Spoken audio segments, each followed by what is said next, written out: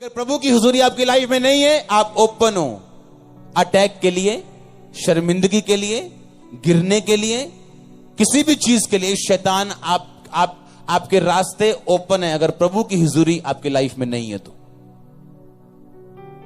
वही बाप सुरक्षा कर पाता है जो बच्चा उसके कहने पे हो। जो बच्चे कहने से बाहर होते हैं, बाप निकलवा देता अखबार में, मेरा फलाने फलाने के साथ कोई लेना देना नहीं। हाँ, कोई लेन देन करे तो खुद जिम्मेवार है, क्योंकि ये मेरे कहने से बाहर है। आमीन। आप अपने बाप के कहने के अंदर हो के बाहर, ये आपका दिल जानते हैं, मुझे बताने की जरूरत नहीं। आप जानते हो कि आप अपने स्वर्गीय बाप के प्रभु यीशु मसीह के कहने के अंदर हो या नहीं। हालेलुया, जोर से बोलो हालेलुया। क्या लिखा बाइबल में? जब तू कि अगर तू। इसका मतलब अगर मैं उपवास वाला क्रिश्चियन नहीं हूं तो मैं रियल क्रिश्चियन नहीं हूं। शैतान को शुगर देनी पड़े, किडनी रोग देना पड़े, वो देगा, कहीं आप उपवास ना रख लो। कुछ भी करेगा वो। कमजोरी देनी पड़े, कुछ देना पड़े, वो आपको देगा ताकि आप रोजा ना रखो। और जिस दिन आपने कहा कोई प्रॉब्लम नहीं, अगर मुझे ये दिक्कत है, मैं दिन रात का उपवास नहीं रख सकती, क्या 5 बजे तक नहीं रख सकती? क्या 2 बजे तक नहीं रख सकती? क्या 12 बजे तक नहीं रख सकती? शुरू तो करो, बंधन टूट जाएंगे। शुरू करो। उसने ये नहीं कहा इफ यू फास्ट, उसने कहा जब तू। ये नहीं कहा अगर तू, उसने कहा जब तू। तो जब तू मतलब ये कमांड है क्रिश्चियन बंदे के लिए, उसके लिए रोजे जरूरी हैं। मैं जी काम करदा बहुत ते मैं रोजा नहीं रख सकता। ताई काका जो तू काम करन जाना ते गवाचियां गावां वांगू वजदा फिरदा इधर उधर, तेनू पता नहीं लगता करना की है। क्यों नहीं पता लगता? क्यों? जिस तरह खा खा के शरीर मोटा हो जाता ना, चमड़ी ते टीका नहीं डॉक्टर ला पांदे, आत्मावां मोटियां हो गई हैं, टीका नहीं ला पांदे दूत। वो चंगाई दा टीका लेके आंदे पर चमड़ी इन्नी मोटी है आत्मिक, ਉਹਦੇ ਵਿਚਾਰੇ ਟੀਕੇ ਵਿੰਗੇ ਹੋ ਜਾਂਦੇ ਉਹਨਾਂ ਦੇ। ਕੀ ਕਰਨ ਦੂਤ ਵੀ। हाँ, जब तू, अगर तू नहीं, जब तू। इसका मतलब फास्ट रखना हर बंदे के लिए जरूरी है और कमांड है ये स्वर्गीय। जब तू प्रार्थना करे तो अपनी कोठड़ी में जाओ और अपने पिता से गुप्त में प्रार्थना करो। जब तू उपवास करे, जब तू दान दे। उसने ये नहीं कहा अगर तू दान करे, कब मूड कर जाए तेरा, जब पैसे आ जाए। अगर तू फास्ट करे, कहता जब तू फास्ट करे, जब तू प्रेयर करे। इसका मतलब फास्टिंग, प्रेयर ये आपकी लाइफ में मस्ट है, आपकी लाइफ में जरूरी है। कोई इसको एक्सक्यूज मी कह के बच नहीं सकता। आमीन। अगर तू उपवास करे नहीं, जब तू उपवास करे तो अपने चेहरे पे उदासी मत ला, खुश रहे, आनंदित रहे। यीशु मसीह के मुंह से निकलेगी एक वचन आपके लिए, आपकी बेहतरी के लिए। सांस फूका हुआ, जीवन पाया हुआ वचन अगर अंदर गया तो कुछ होने वाला है। आप डेड फील नहीं करोगे अपने बिजनेस में, अपनी जॉब में, अपने कैरियर में, अपनी स्पिरिचुअल लाइफ में, अपने घर में, अपनी मैरिड। आप डेड फील नहीं करोगे अगर वर्ड ऑफ गॉड, ये सांस पाया हुआ, अगर पवित्र आत्मा का फूका हुआ वचन आपके अंदर है तो। आमीन। हालेलुया। परमेश्वर ने कहा था तुम मन्ना खाओगे। आसमान से ना मन्ना गिरता था। आप ध्यान से सुनना, वो लिखा वो तेल के बने पुए के समान। आप मशरूम तो है नहीं था वो, आप ऐसा बोल सकते हो। आप एक बात जानते हो, वो नॉनवेज फूड नहीं था। कौन सा था? वेजिटेरियन। हाँ के ना? 40 साल इजराइलियों ने वो मन्ना खाया और आप बिलीव करो वो कभी बीमार नहीं हुए, कभी भी। उनके पैर नहीं फूले, बाइबल कहती। मन्ना खा के। मेडिकल साइंस के मुताबिक अगर आप सिर्फ मशरूम खाओ तो आप में और चीजों की कमी हो जाएगी, फाइबर की कमी हो जाएगी, चीजों की कमी हो जाएगी। लेकिन वो मन्ना खा के 40 साल कोई बीमार नहीं था, निर्बल नहीं था, सब मजबूत थे, एक भी निर्बल नहीं था। 20 लाख लोगों में एक भी बुजुर्ग ऐसा नहीं था जिसे उठा के लेके जाना पड़े। ये उसके वर्ड की ताकत है। आमीन। और आज भी अगर आपने परमेश्वर की बात को सुना तो उसमें ताकत है आपको उठाने की।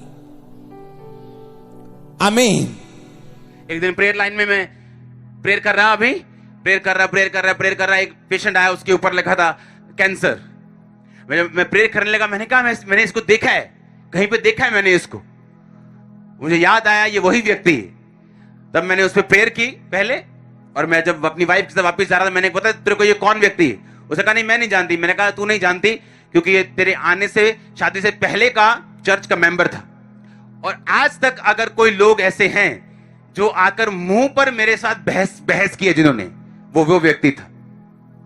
किसी टीम मेंबर को उसने कुछ कहा और मैंने बोला कि अगर तू मेरी इज्जत करता है, चर्च की इज्जत करता है, तो तू टीम के लोगों की भी इज्जत करेगा।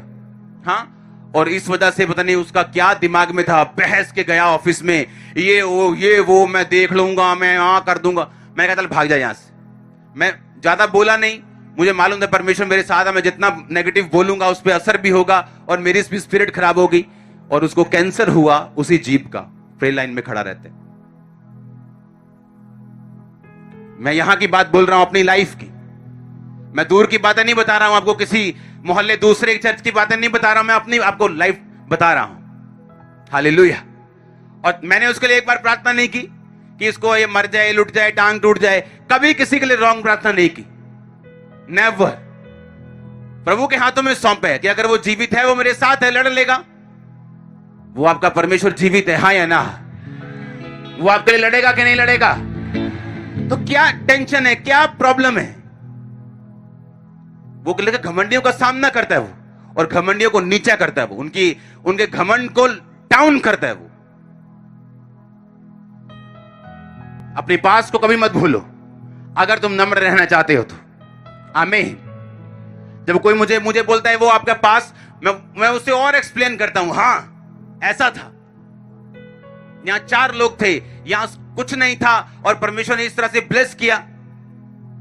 मैं फाइनेंशियली पर्सनल लाइफ में पहले से ही ब्लेस था, तो मैंने वो टेस्टिमनी कभी नहीं दी जो मेरी लाइफ में नहीं है। हालेलुया। मैं पर्सनली अपनी लाइफ में बिजनेसमैन था, ब्लेस था, लेकिन मिनिस्ट्री की ब्लेसिंग जो है वो परमेश्वर ने मुझे दी है। हालेलुया। क्योंकि जो मिनिस्ट्री का पैसा है वो मेरे पास नहीं आता, जो मिनिस्ट्री का पैसा है वो मिनिस्ट्री में जाता है, वो संस्था में जाता है। टीम बैठती है, गिनने वाली अलग, खर्चने वाली अलग, चेक करने वाली अलग, सीए अलग, उसके ऊपर सीए अलग। इतनी टीम्स बैठती हैं आपका पैसा 1 रुपया खर्चने के लिए भी। ऐसे नहीं चर्च चल रही और ऐसे नहीं बढ़े। हालेलुया।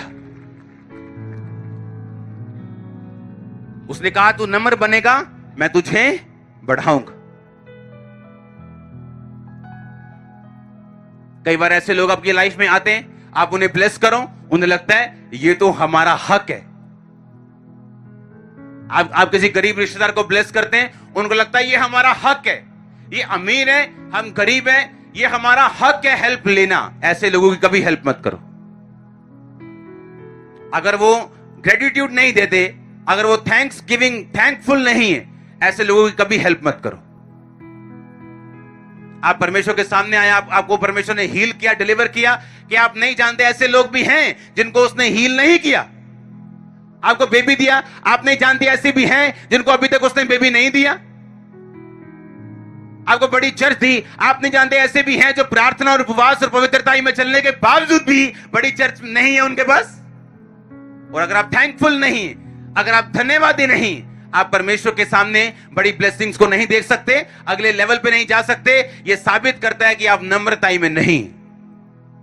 हालेलुया। लोगों को लगता था कि उन्हें अगर गाड़ी ले दी, उन्हें अगर मकान ले दिया, लगता था कि हम इसके हकदार हैं, हमारा हक है, हम वर्दी हैं इस चीज के। और परमेश्वर ने फिर क्या किया? वो चीजें वापस लेनी शुरू की उन लोगों से, और उन्हें दिखाया कि तुम इसके हकदार नहीं थे, ये तुम्हारे ऊपर परमेश्वर का अनुग्रह था। हालेलुया। अगर क्रिश्चियनिटी में आप नम्र नहीं हुए तो आप क्रिश्चियन तो रहेंगे ही, स्वर्ग भी जाएंगे, पर याद रखो रास्ता मुड़ भी सकता है नरक की ओर, जिंदगी कठिन हो सकती है, कुछ भी लाइफ में हो सकता है अगर आप नम्रताई में नहीं है तो। घमंड एक बीमारी है। हालेलुया। अपने पास को याद रखो, थैंकफुल रहो अगर कोई आपकी हेल्प करे, थैंकफुल रहो अगर कोई आपके लिए प्रेयर करे, थैंकफुल रहो हर चीज के लिए जो परमेश्वर आपको दे रहा है। आमीन।